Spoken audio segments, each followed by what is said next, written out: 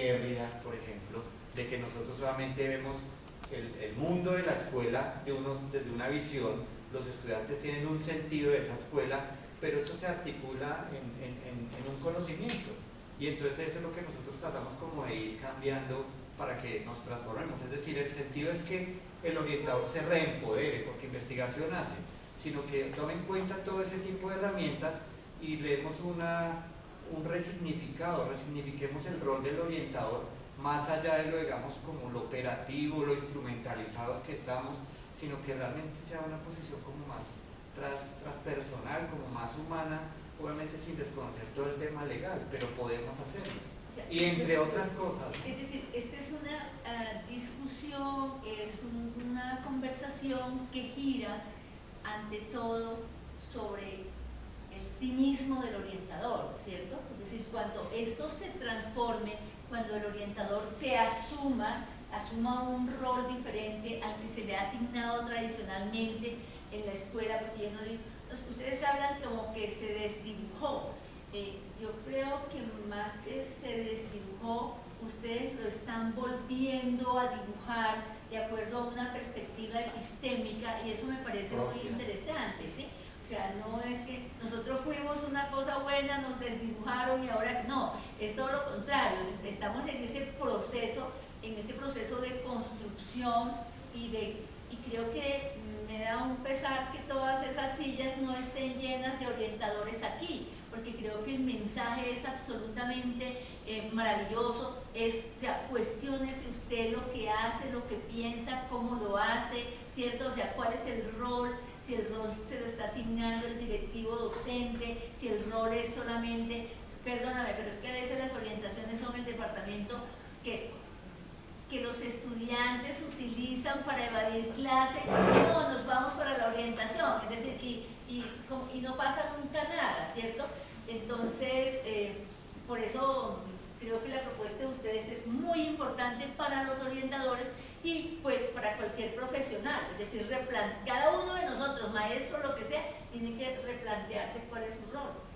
Hay unos elementos transversales que hemos venido trabajando desde hace mucho tiempo y agradezco también la oportunidad de haber participado en la mesa de estudiantes orientadores por muchos años, porque esas discusiones, o sea, estos trabajos de alguna forma es resultado de 10 años de discusión de las mesas de orientadores desde 2005 hasta el 2015, por ejemplo. Y uno de los elementos que recogemos ahí es que lo que dice Luis es perfectamente claro y perfectamente cierto. Nunca hemos tenido un modelo de orientación. Hemos tenido múltiples visiones de la orientación, como tantas profesiones hay. Es una orientación de tipo disciplinar. Como yo soy psicólogo, lo veo desde la psicología. El que es trabajo social igual lo verá de su disciplina, el terapeuta ocupacional lo verá desde su perspectiva. Entonces, eso nos ha permitido llegar a la madurez de una profesión. Usted habla con un médico alópata en cualquier parte del mundo y le va a decir que su metodología es la misma. Usted va a cualquier médico y le dice, mire, yo no soy adivino, necesito que usted tome los 3 exámenes de rigor, sangre, coprológico, orina, me los traiga, le hago un diagnóstico y le hago un tratamiento y luego usted vuelve a ver cómo le fue el tratamiento. Si usted reúne 50 orientadores, tenemos enfoques desde la aromaterapia hasta las técnicas más conductuales que se puede imaginar. Y como todo vale, resulta que estamos trabajando, consultando el modelo latinoamericano de orientación con el Colegio de Orientadores de Costa Rica. Esta mañana envié el último documento oficial, que se ha cambiado muchísimo, para que lo revise el Colegio de Orientadores de Costa Rica. Y cuando me invitaron ahorita en junio a Panamá, también les pedí el favor de que nos revisen, porque no tenemos un colegio de orientadores en Colombia, tristemente, que son los pares que nos podrían validar ese, si me parece o no me parece que eso que se está haciendo es orientación o no es orientación. Retomo el eje del desarrollo humano. ¿A qué nos referimos con desarrollo humano? Tenemos un enfoque del desarrollo humano definitivamente muy específico, muy orientado, muy anclado, que no es el de inclusive autores que también pueden tener unas apreciaciones muy concretas sobre el desarrollo humano, sino sobre el enfoque del desarrollo a escala humana de Manfred Machner. Y eso puede ser visto como un sesgo, pero nosotros lo vemos como un enfoque. Creo que esa teoría nos permite entender la orientación desde esas 4 dimensiones humanas, que es el tener, el hacer, el estar, y cómo eso se opera en el plano de orientación. Y el otro elemento que es mucho más reciente tiene que ver con el trabajo sobre la conciencia más que sobre principios psicologistas. Entonces la orientación también ha sido autocriticada por ser psicologista, o sea, que todo lo que está en orientación de alguna forma tiene una base psicológica, y entonces llegamos unos psicólogos. Yo entré en el 94 feliz y encantado de la vida porque yo soy psicólogo de la Conrad Lorenz con especialización en organizacional. En ese momento estaba de moda la planeación estratégica. Yo feliz salí como manual aquí de planeación estratégica y hacer planeación estratégica en todos los colegios porque estaba de moda construir los PEI. Pero nos quedamos ahí, muchos colegios se quedaron allí, en lo operativo, en lo instrumental, en la planeación estratégica.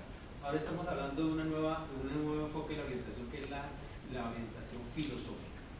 Y ahí es donde nos damos cuenta de que los psicólogos, los trabajadores sociales, los psicopedagogos, los terapeutas ocupacionales, todos los profesionales que trabajamos en orientación, tenemos unas carencias enormes en nuestra formación filosófica. Entonces, ¿cómo vamos a aplicar Derrida en la orientación psíquica? Si quieres hacemos ese segmento de Derrida. O sea, me vuelvo un poquitico porque esta formación filosófica es necesaria para salirnos de lo instrumental, inclusive para podernos salir de lo metodológico. Yo digo que lo metodológico es que ojalá los orientadores nos dedicáramos a hacer la parte de medir las alertas biopsicosociales. Qué bueno que todos lo hiciéramos, pero ni siquiera quedarnos allí, sino ir al tercer nivel de análisis, que es trascender a la acción, o sea, acciones humanas trascendentales. Por eso vuelvo y digo, hay orientadores que nunca han escrito una línea, pero que todos los días salvan vidas. Y finalmente, ¿qué es más importante? Y también decimos, nosotros no escribimos para publicar, nosotros escribimos porque necesitamos comprender el mundo en el que trabajamos, el mundo de la escuela, el mundo social, y comprendernos a nosotros mismos en ese espacio, y de esa manera pretender que nuestras acciones sean trascendentales.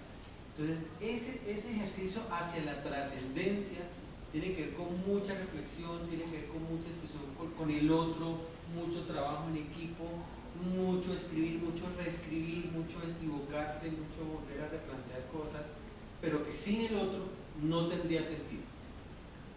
Es el principio de alteridad. Si no es con el otro, o sea, ese solipsismo, esa meditación trascendental, tampoco es lo que buscamos. Es un ejercicio de conciencia en colectivo, una conciencia que nos diga, oye, ustedes plantean algo interesante, pero posiblemente eso no es lo más importante o lo más trascendental. Entonces, la preocupación tiene que ver con que nuestro rol y sentido tiene que ver redundantemente de pronto con cuál es el sentido que tiene orientación en el trabajo de darle sentido o encontrar el sentido a la vida. Carlos ha hecho un trabajo que yo quiero que él comente acerca del sentido que tiene la vida académica. Otros hablamos del sentido de la vida intrapersonal y otros del sentido de la vida comunitaria. Ese trabajo que se presentó en el Claxo en el primer semestre me parece que es muy importante, que tiene que ver con el sentido de la vida, el sentido de la escuela y de la escolaridad. Sí, bueno, como habla Milcar del tema de lo filosófico, obviamente los estudiantes de alguna manera tienen como ese sentido filosófico de la escuela. Lo que veíamos, que digamos que antes, lo que tú dices de que los maestros, digamos, enseñan históricamente como les enseñaron a ellos. Obviamente los estudiantes ya no quieren esa educación, pero siguen yendo a la escuela. Entonces ellos siguen yendo porque le están tratando de encontrar el sentido al espacio que se llama escuela, que no es un sentido académico, sino que es como de verse a sí mismo en un trayecto de vida, digamos, ese trayecto de vida que atraviesan en la escuela y que los va a llevar a algún lado. Entonces solamente, así como nosotros podemos tener como ese ocaso de nuestro trabajo, ellos también como que tienen un sentido de decir de su vida en la escuela no le hace sentido, sino que simplemente es un estar ahí.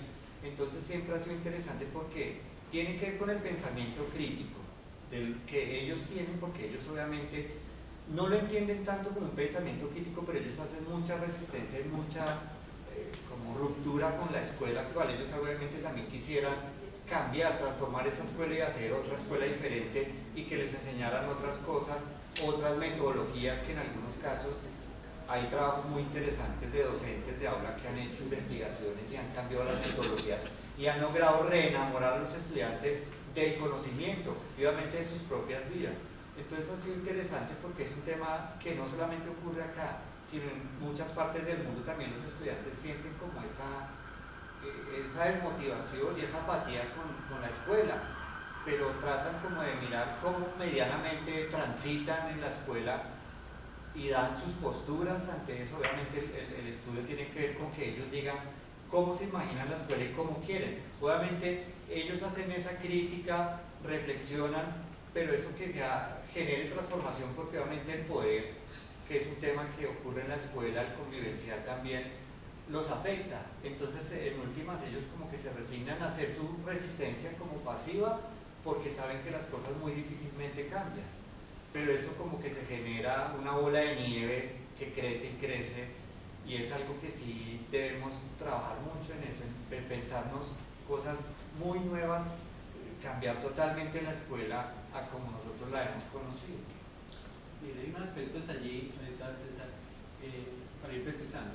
Lo que pasa es que he encontrado, sobre todo los trabajos que han venido haciendo Carlos, tiene que ver con que el escolar le encuentra sentido a la escolaridad en lo social. Chévere, ir a la escuela por los amigos, por las novias, por tomarse fotos para Facebook, etcétera, etcétera. Pero algo que creo que es preocupante para todos, toda la escuela, no solamente los orientadores y principalmente los docentes, los maestros, y es el tema de que se ha perdido el gozo, el gusto, el placer del conocimiento por el conocimiento. El placer de leerse un libro no porque lo obligó la profesora de español, no, porque yo lo quise leer. Todo colegio tiene una gran biblioteca, todo un colegio, por pequeño que sea, tiene de dónde buscar. Esta mañana que hicimos una charla en voz acerca del tiempo vocacional, me alegré porque de 4 cursos de diferentes colegios pregunté quiénes han leído alguna vez un libro por placer, y la gran mayoría levantó la mano. Yo he leído un libro no porque me obligaron, sino porque me gusta. En algunos ámbitos eso se ha perdido, entonces nos preocupa, o sea, una línea de trabajo que vamos a desarrollar aquí en adelante tiene que ver con cuál es el sentido de la escuela y la escolaridad. ¿Para qué me aprendo las tablas de multiplicar si existen las calculadoras? ¿Para qué aprendo inglés si nunca voy a salir del país? ¿Para qué? O sea, lo que yo llamo el paqueísmo, en términos vulgares. ¿Para qué? ¿Para qué las cosas? ¿Para qué estudio? ¿Para qué? Que es una actitud nihilista, finalmente, que nos está diciendo que hay una desesperanza aprendida en la escuela. El docente sabe que haga lo que haga, como que no va a llegar a ninguna parte, como que finalmente si consigue un trabajito que le van a pagar el mínimo, etcétera, etcétera. Y eso es una angustia que nosotros los orientadores, que nosotros los maestros, que la escuela en general muchas veces simplemente evade porque no sabe qué asumir con eso. Entonces por eso necesitamos una línea de investigación en ese tema. El otro tema que es el de lo comunitario, que es qué sentido tiene el otro. Abro un breve paréntesis porque me preocupa, a mí en lo personal me preocupa ver una perspectiva, una futurología, como habla Chile, como una visión del futuro, y es, si pensamos en países que llamamos desarrollados, y a eso le metemos ese concepto de desarrollo que discute Andrea, como Finlandia, como Suecia, como Noruega, pues resulta que ahorita en Inglaterra se creó el Ministerio de la Soledad. La gente llegó a unos altos niveles económicos que le permiten no depender de nadie, pero la gente está sola. En Suecia, tuve una amiga sueca que a los 20 años ya se había recorrido medio mundo, pero que nos dicen las estadísticas que el 50% de los suecos vive solo y el 25% de los suecos muere solo, y algunos se encuentran 2 y 3 años después de que están muertos. Hacen brigadas una vez al mes para irlos a buscar a dónde fueron a caminar. ¿Por qué hago todo ese preámbulo? ¿Qué sentido tiene la vida en comunidad? Si finalmente yo teniendo un ingreso económico programo mis pagos, que es lo que ellos hacen, programo mis pagos, nunca tengo que ir al banco, pido domicilios, si voy a caminar el camino solo, o sea, todo lo hago en soledad porque la sociedad sueca se fundó bajo el principio de la autonomía. Y eso ustedes lo pueden ver en un documental que se llama La teoría sueca del amor, y ahí ustedes van a encontrar con eso. Entonces nos encontramos el solipsismo del adolescente típico, ¿no? Que puede ser una cuestión pasajera y es todo el tiempo conectado acá a los audífonos. O sea, el otro me importa poco. Me importa es lo mío. Entonces, esa es otra gran línea de preocupación. O sea, ¿qué proponemos? ¿Qué estamos haciendo los adolescentes con los adolescentes, sobre todo para encontrarle ese sentido a la vida en comunidad, a la vida con el otro? ¿Qué propósito tiene? O sea, ¿para dónde vamos? Entonces, por eso, lo que estamos planteando, para no dar muchas vueltas, es 3 líneas de investigación y orientación. ¿Cuál es el sentido de la vida intrapersonal? 2, ¿cuál es el sentido de la vida académica y laboral? ¿Cuál es el sentido de la vida en comunidad? Pero además de eso hay otros enfoques que van mucho más allá de eso. Shirley en su doctorado está trabajando una perspectiva diferente de la investigación y orientación. Cuéntanos un poquito de eso. Agregar que decía, cada uno de nosotros desde la disciplina y desde su experiencia, pues hace lo que cree que es el ejercicio de la orientación. Y decía, tenemos que buscar unos modelos para ver en qué puntos en común nos debemos parar. Pero también es cierto que por más que nosotros queramos tener unos puntos en común, existe algo y es el principio de la incertidumbre. Entonces el trabajo que yo estoy haciendo en el doctorado es la construcción de un modelo de orientación desde un enfoque cuántico y neuropsicológico. Y desde esa forma es, listo, si bien hay que encontrar unos puntos en común, otra cosa es dejar el pensamiento que el orientador es una figura que posee el conocimiento absoluto y tiene reconocimiento también por las verdades y las realidades de cada una de las personas que se acercan. Y más que tener las respuestas absolutas, que es lo que siempre se nos ha esperado a nosotros, ¿no? La varita mágica para dar respuestas, es que podamos generar los espacios para que todo aquel que se acerque a nosotros desde la comunidad educativa pueda encontrar sus propias respuestas. Porque no lo que funciona para mí, lo que puede ser una respuesta para mí, puede ser la respuesta y la función para el otro. Y cuando nosotros dejamos de creernos el papa, el pastor o el consejero con las verdades absolutas y entendemos que la otra persona tiene su realidad y su verdad y tenemos respeto por esa verdad, podemos ser instrumentos para que ellos lleguen a mejores respuestas, pero no invadir desde la realidad absoluta. Sí, pero digo, es decir, también esa es tu realidad, entonces yo te la respeto. Creo que va más allá de eso, porque si no dejamos a los niños como están. Es decir, yo te ayudo a ti para que tú te comprendas. O sea, es el problema de la autocomprensión, ¿sí? Es decir, ¿en qué familia estás? Tienes que reconocer la familia en la que estás, el barrio en el que vives, la escuela en la que estás, los amigos que tienes. Es decir, cuando el estudiante empiece también, es decir, ese sería como el trabajo del orientador, permitirle al otro el proceso de comprensión, ¿cierto? O sea, la autocomprensión de uno mismo, pero también permitirle al otro la autocomprensión, porque es que si es, no, esta es tu realidad y es esa, pero no le doy la herramienta para que comprenda la suya, ¿sí? Es que también tiene que ver es con el respeto de la pluralidad. Sí es cierto que cada cual tiene su realidad, pero a lo que hago referencia es que a veces nosotros no respetamos la pluralidad. Y mucho tiene que ver con lo que estábamos hablando del pensamiento colonizador. A nosotros nos enseñaron que hay verdades absolutas y que algunos tenemos y poseemos la verdad. Y muchas veces Freire hablaba del diálogo de saberes, y el diálogo de saberes no solamente se da entre adultos, el diálogo de saberes también se puede dar entre un niño y un adulto, solo que nosotros a veces somos movidos por egos y no permitimos ni reconocemos la sabiduría que puede haber en un maestro de 7 años. Entonces cuando nos acercamos desde la soberbia de que yo soy el orientador, que tengo maestría, que tengo especialización, que tengo doctorado, que publiqué un libro y que investigué, entonces yo tengo el conocimiento y yo sé por dónde guiarlo a usted. Y muchas veces cuando estamos abiertos al conocimiento, un niño puede ser un maestro para nosotros. Y eso no quiere decir que simplemente dejemos, porque dice Milka que a veces, muchas veces mi discurso suena hipesco, sino que es reconocer la pluralidad.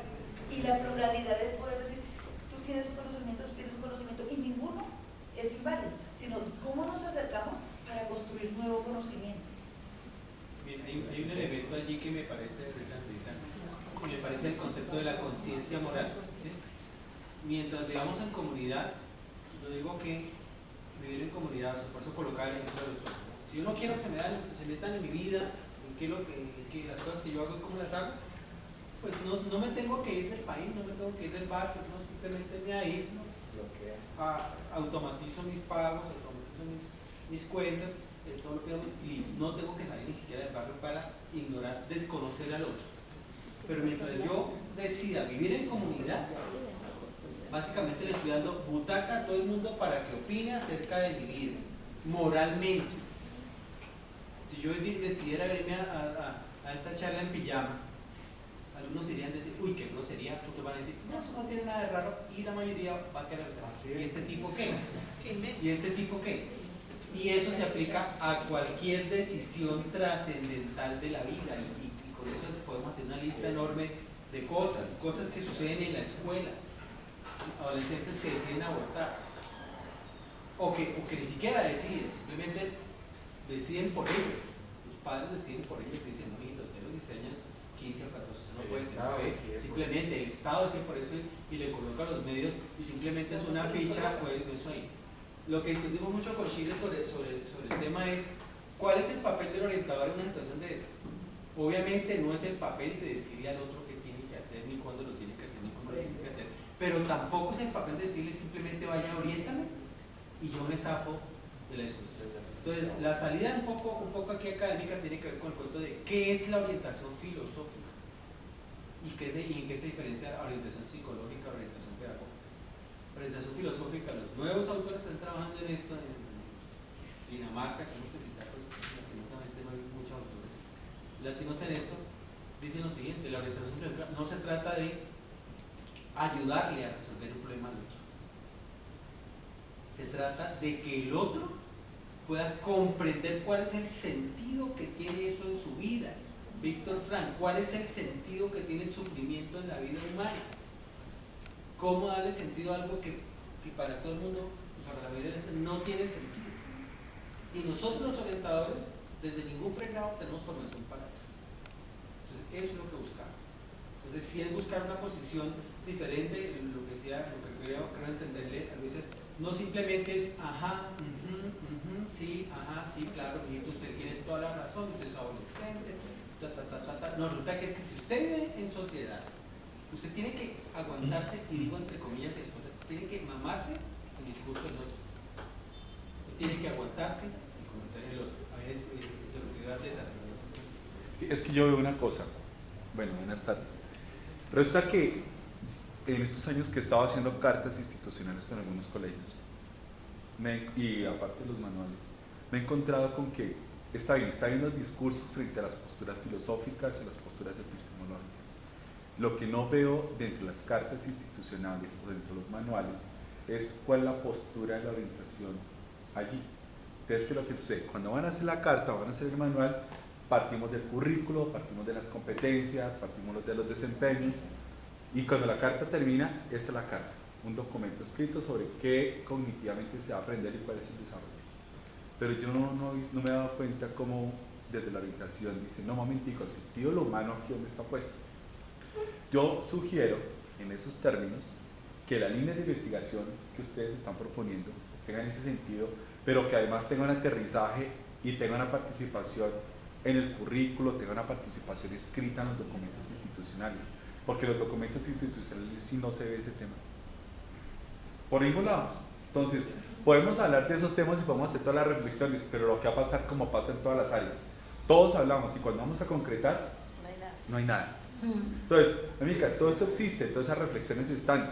Y yo estoy seguro que si me siento frente a un niño, le digo cuáles son las rutas, cuáles son los protocolos, qué debe hacer, cuál es el elemento de intermediación. Pero no hay visibilidad institucional en ningún documento. Entonces, las líneas de investigación sí deben estar apoyadas, pero participando escritamente en los documentos institucionales. ¿Y por qué hablo de lo escrito? Que lo que Luisa dice es verdad. Esto es un ejercicio escrito y un ejercicio de comunicación. ¿Cuál es el fin de la comunicación? Acercarnos. Acercarnos es que nos podamos ver. Aquí nos estamos viendo en la orientación. Entonces, no se ve en la orientación institucional cómo nos estamos acercando. Bueno, y hago un paréntesis ahí para decirles, en la parte de atrás del libro, ustedes encuentran un código QR. Ese código QR, si usted tiene un programa de escáner, un escáner de documentos, un escáner de le va a permitir entrar a la discusión. ¿Sí? Allí va a estar, usted entra al blog de la revista latinoamericana de Organización de Desarrollo Humano y usted puede hacer sus comentarios al blog en cada uno de estos aspectos. Entonces yo creo que, si te parece bien, Luisa, podemos pasar como a las preguntas, comentarios que el público tiene. Ah, sí, perdón. Bueno,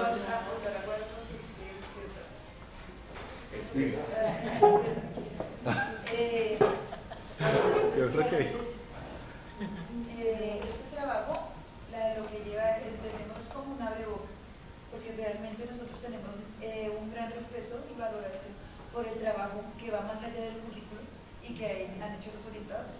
Decía